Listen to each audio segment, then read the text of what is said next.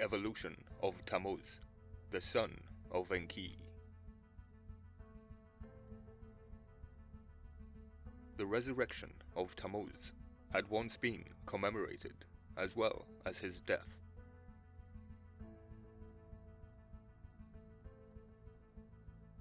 And the festivals had been identified not only with that of the Egyptian Osiris as at Gebal, but also with those of other Semitic forms of the sun god, of Hadad and of Rimmon. When Macrobius states that Adad meant the only one in Assyrian, he implies that Adad or Hadad, the sun god whose festival fell after the harvests of the autumn, was identical with Tammuz. In Babylonia, Tammuz was the sun god of the spring. His foe was the summer heat. His death was mourned in the month of June. If there was another feast in which grief gave place to joy at his restoration to life, it was separate from that which celebrated his death, and must have taken place at a different time of year. In its transplantation to the west, however, the cult of Tammuz-Adonis underwent a change. He was identified with the other forms of the solar deity. His festivals merged into theirs, and except in places like Gebal, where a natural phenomenon prevented the alteration, the anniversary of his death was shifted to the fall of the year. He ceased to be the sun god of the spring and became the sun god of summer.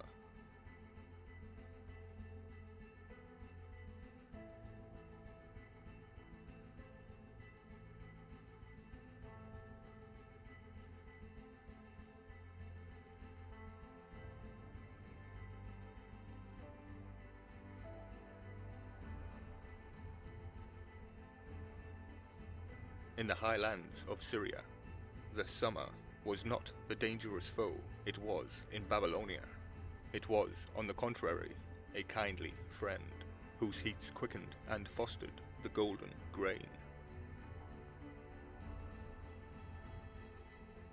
Winter, and not summer, was the enemy who had slain the god. The story of Tammuz was not of Semitic invention. However, much of it may owe, in the form in which we know it, to the Semitic imagination. The month of Tammuz was called in the Akkadian calendar the month of the errand of Ishtar, a clear proof that the legend of the descent of the goddess into Hades was already known.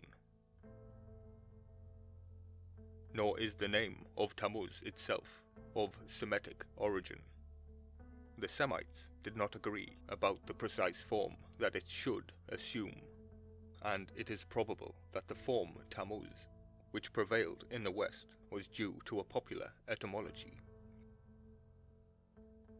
At all events, the Assyro-Babylonian form is not Tammuz, but Duzu. Duzu.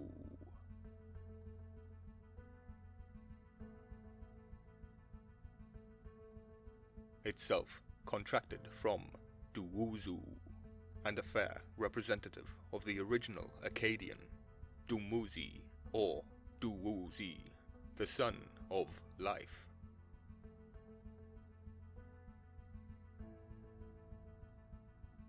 The word was interpreted by the Semites as meaning the offspring, the only son.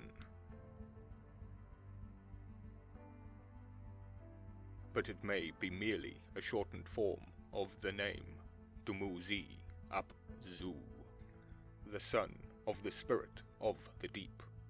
The spirit of the deep here being Ea Enki.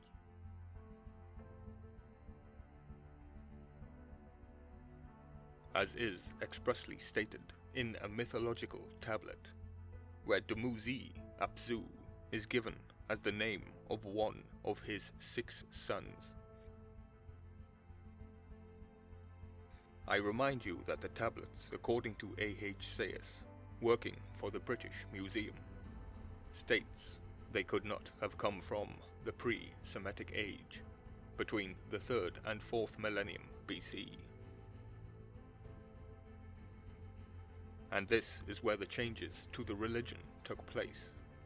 The first god was for basic human survival. That would be the true concept of God in my eyes.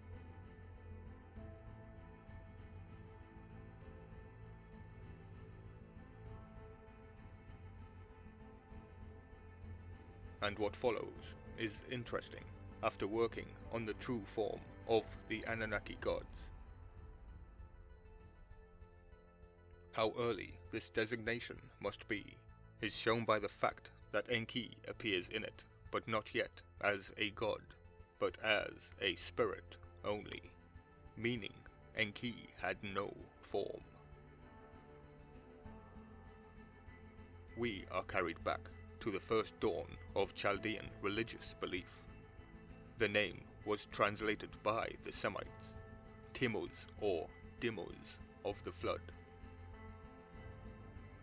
And the solar character of the deity was indicated by writing his name in ideographs that signified the maker of fire, Tim-Izi. But this very mode of writing the name, which probably grew up in the court of Sargon of Akkad, proves already that the name had lost its last element. The son of the spirit of the deep had become the son of life, the only son of the god Ea Enki. It is thus that a mythological tablet gives the river god, who is but Enki under another title. A single son, Du-Zi, where the name has assumed its contracted Semitic form and is written in ideographs that mean the heart of life. The journey continues.